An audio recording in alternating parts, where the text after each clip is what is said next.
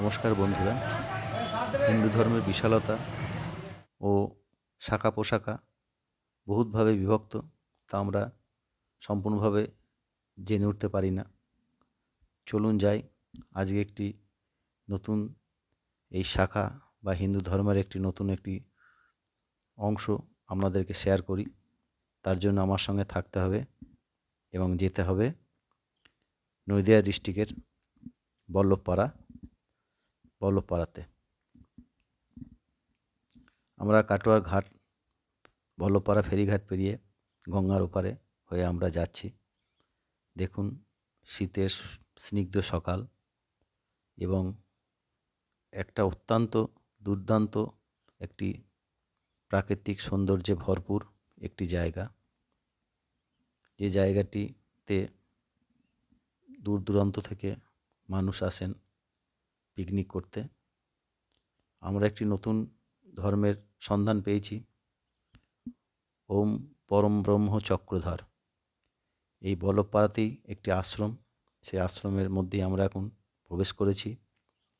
দেখুন, চারিদিকে আশ্রমের গাছপালা, সবজি কি সুন্দরভাবে সাজানো হয়েছে এবং এখানে তুলসী গাছ এবং অন্যান্য গাছগুলি এতটাই শক্তিশালী বা এতটাই উজ্জ্বল সাবলীল, বাড়ির তুলসী গাছ বা অন্যান্য গাছের চেয়ে কিন্তু অনেক বেশি।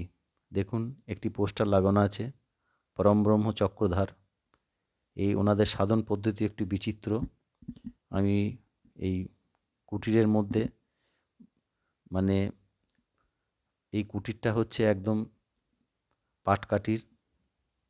চরম শীতে যখন আমরা জবুথবু, তখন এই পাটকাঠির কুটিরের মধ্যেই কিন্তু একজন সাধক এবং তার স্ত্রীকে নিয়ে এখানে সাধন চালিয়ে যাচ্ছেন। এই হচ্ছে পরম ব্রহ্ম চক্রধর। এনার বাড়ি উড়িষ্যা। ইনি সুধীর এবং উনি দেহত্যাগ করেছেন। এবং যে দুজন থাকেন তারা দেখুন কি সাধন ওদের জীবনযাপন, সবই দেখাচ্ছি। দেখুন, সবই পাটকাঠির বেড়ার মধ্যে সংকীর্তন করার খোল, হারমোনিয়াম। এবং পরম ব্রহ্ম চক্রধর যিনি দেখছেন এই ছবির মধ্যে, ইনি উড়িষ্যা নিবাসী, ইনি দেহত্যাগ করেছেন।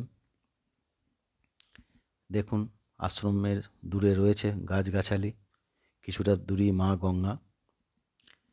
এই পরম ব্রহ্ম চক্রধর এর এটাই হচ্ছে কুঠির। এনাদের মূল হচ্ছে পরম ব্রহ্ম, এদের কোনো নাম নেই। এদের মূল বিষয় হচ্ছে আত্মা এক। শুনুন এনার কাছ থেকে। জন্ম হলাম উড়িষ্যা, 12 বছর ছিল মায়ের গর্ভে। তারপরে আমরা ওনার পিছনে যাইয়া শুনলাম যে এই ভগবান রূপে জন্ম নিছে। তারপরে আমরা খোঁজ করে দেখলাম যে উনি 12 বছর মায়ের গর্ভে ছিল, উনি জন্ম নিছে। উনি বলছে যে তোমরা আমার এই নাম করো, তোমার এই নামই ধ্যান, নামই জ্ঞান, নামই তোমার সর্বশক্তি। তা আমরা সেইভাবেই মনে করেন যে এই ভগবানের নাম করতেছি, ওম পরম ব্রহ্ম চক্রধর। আমাদের কীর্তনে কি হয়? ওই কীর্তনেও ওম পরম ব্রহ্ম চক্রধর, একই নাম, একই নাম। আপনাদের ক্রিয়াকলাপ, আপনার সাধন পদ্ধতি কি? সাধন ওই সাধনই ওইটাই করি। ওই খোল কীর্তন বা যা কিছু যেমন হরে কৃষ্ণ হয়, হ্যাঁ, সেম ওম পরম ব্রহ্ম চক্রধর। ব্রহ্ম চক্রধর। আপনাদের কোথায় কোথায় আশ্রম আছে?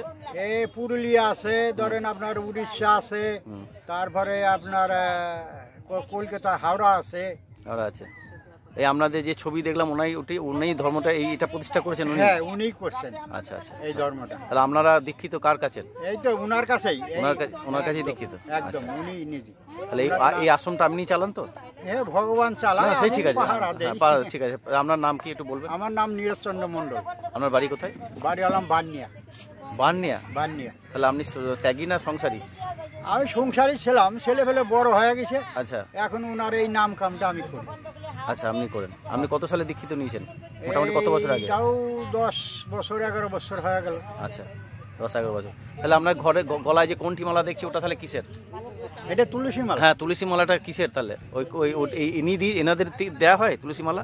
হ্যাঁ, এই ধরেন যে আপনি নিলেও পারেন, না নিলেও পারেন। এই কিন্তু আমাদের বয়স হয়ে গেছে এখন, এই মালাটা নেওয়ার কর্তব্য নেই।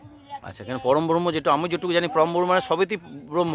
একদম। তুলসী মালা নিলেও কি না নিলেও কি, হ্যাঁ, না সব নিলেও কিছু কোনো কোনো অসুবিধা অসুবিধা নাই। নাই। সেই জন্যই মালা নিয়েছেন। এটা ধরুন, এটা তো বিষ্ণু ধর্মের মধ্যে পড়ছে, হ্যাঁ। বৈষ্ণব ধর্মে। সেটাই জন্য আপনি কি বৈষ্ণব ছিলেন আগে, হ্যাঁ, কীর্তন না, ফীর্তন আগে করতেন? আমারও ছিল না, কিন্তু এই জায়গায় গেছি, তার যখন বয়স হয়েছে, এখন তুলসীর মালা নেওয়া, সত্য কথা বলা, সত্য রাস্তা থাকা, না না, সে তো ঠিকই আছে। এইটাই আমার ধর্ম। আচ্ছা, লোকজন এখানে আশেপাশে থেকে আসে? আসে। কাটোয়া থেকে কাটোয়াতে আসে না, আসেন না? আমাদের বাড়ি কাটোয়ায়। এই বল্লভপাড়াতে আসে, বলপাড়া থেকে আসে 5 জন 6 জন করে আসে। ওরা শোনে প্রতিদিন আসে? হ্যাঁ, প্রতিদিন আসে, আমাদের সাথে নাম ধ্যান করে। বাহ, খুব ভালো। তাহলে এই কিভাবে কাছাকাছির ধ্যান মধ্যে, করতে হয়, কিভাবে নাম হ্যাঁ। করতে হয়, যদি আসেন সন্ধ্যার সময় হ্যাঁ, হ্যাঁ। নিরলে বসে বলে দেবো, হ্যাঁ হ্যাঁ, সেইভাবে করবেন।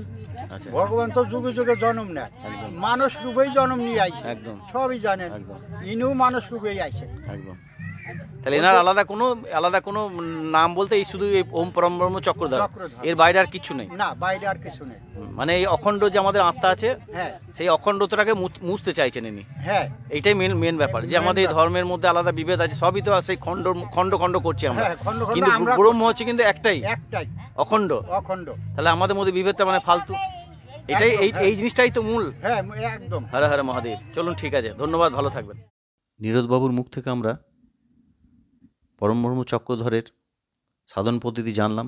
মূল বিষয় হচ্ছে এদের ব্রহ্ম একটাই, আমরা আমাদের স্বার্থে আমরা তাদেরকে খণ্ডিত করেছি, এবং খণ্ডিত করার জন্য আমাদের এত দুর্ভোগ। যাই হোক, এনারা ভিক্ষাবৃত্তির ওপরই চালান। আপনাদের কাছে অনুরোধ, আপনাদের যদি কিছু ডোনেট করার থাকে তো এই জায়গাগুলোতে করবেন, অনেক বেশি ভালো কাজ হবে। এর পরবর্তী জায়গা আমরা যেটা যাচ্ছি সেটা হচ্ছে জগন্নাথ আশ্রম, নদিয়া ডিস্ট্রিক্টের একটি খুব নামকরা জায়গা। চলুন আমরা দেখি জগন্নাথ আশ্রম, বল্লভপাড়া।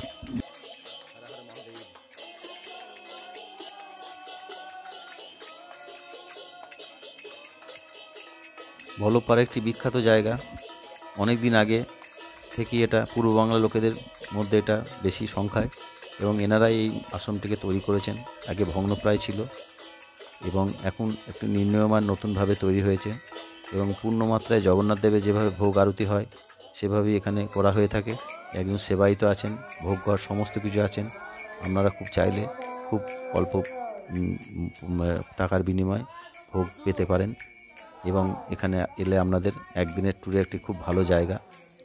রথযাত্রা থেকে শুরু করে সব কিছু এখানে হয়ে থাকে, যেরকম পুরীর জগন্নাথ মন্দিরে যা যা কিছু হয় সবই হয়। দেখুন, দূরে নির্মীয়মান আবাসগৃহ তৈরি হচ্ছে। ইনি হচ্ছেন মহারাজ, এখানেই দেখাশোনা করেন। দূরে দেখা যাচ্ছে জগন্নাথ বলরাম, এবং কাটোয়া থেকে প্রচুর ভক্ত এখানে এসে থাকেন। আপনারাও আসবেন, আশা করি আপনাদের ভালোই লাগবে। @নীলকণ্ঠ ইউটিউব চ্যানেলে আমি প্রদীপ, আপনাদের সঙ্গে আমি আছি। আমি আজ বল্লভপাড়াতে এই আশ্রম দুটি দেখার জন্য এসেছি, এবং এখানে এই আমাদের একটি ফ্যামিলি পিকনিক হচ্ছে। এগুলো সবই হচ্ছে আমার ফ্যামিলির মেম্বার।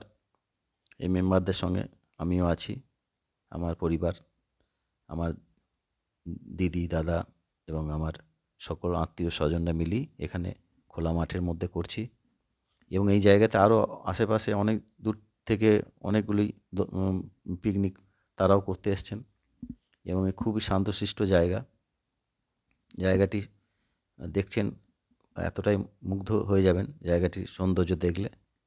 আমরা সুদূর চুপিতে যাই, চুপি কাষ্ঠশালী, যেখানে প্রচুর মাইকের উৎপাত, ভিড়, কিন্তু এই জায়গাতে এখানে কিছু নেই। খুবই সুন্দর জায়গা। আপনারা কাটোয়া যে কোনো জায়গা থেকে কাটোয়া আসবেন, কাটোয়ায় বল্লভপাড়া ঘাট পেরোলেই এই জায়গাটি দেখতে পাবেন। এবং যদি আপনারা নদীয়া ডিস্ট্রিক্ট থেকে আসেন তাহলেও আপনারা দেবগ্রাম হয়ে এই কাটোয়া ঘাটের কাছেই এই জায়গাটি।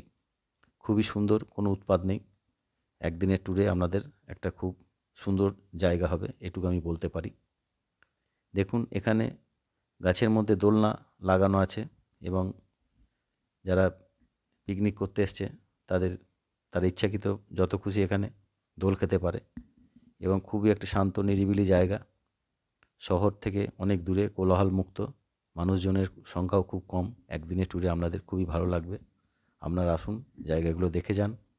আর এই পরম ব্রহ্ম চক্রধর মন্দির বা আশ্রমে এবং জগন্নাথ আশ্রমে আপনাদের সাধ্যমতো কিছু দান করুন। এরাই দানের ওপরই চলছে, আপনাদের দান বিফলে যাবে না। হর হর মহাদেব। ভিডিওটি কেমন লাগলো সেটা আপনারা কমেন্টসে জানাবেন, আর ভালো লাগলে অবশ্যই একটা সাবস্ক্রাইব করে দেবেন। আমার চ্যানেলটা খুবই ছোট পর্যায়ে আছে, আপনাদের সাহায্য আমার একান্তই দরকার, একটু সহযোগিতা করবেন। হর হর মহাদেব, হর হর মহাদেব।